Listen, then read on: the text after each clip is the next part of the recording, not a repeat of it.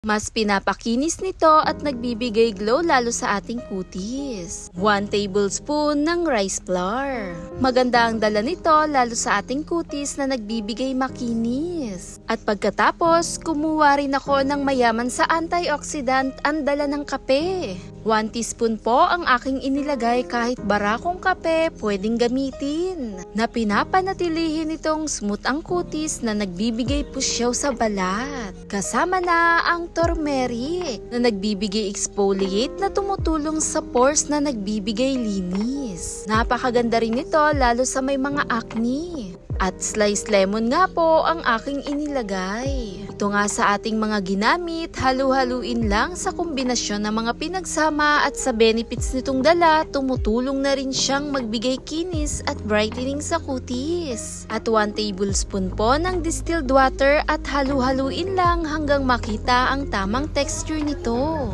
Napakaganda rin ang dala ng turmeric, antibacterial na rin to na tumutulong magtuyo lalo sa may mga acne. Texture at itsura nito datingang clay po, napakaganda gamitin lalo sa mga dark spot. Nagbibigay pantay na kulay, napakaganda sa kutis. Kahit 2 beses, 3 beses sa isang linggo, pwede natin tong gamitin. At dito nga po, idinirekta ko nga itong imas sa aking balat. 5 to 10 minutes, pwede na rin tong ibabad at i-relax ang ating kutis. At dito nga sa pinaka-effect at resulta niya, napakaganda sa balat na nagbibigay smooth. Maiiwasan din ang maaligasgas na kutis. At nagbibigay exfoliate na rin to sa ating balat. At hayaan lamang imas.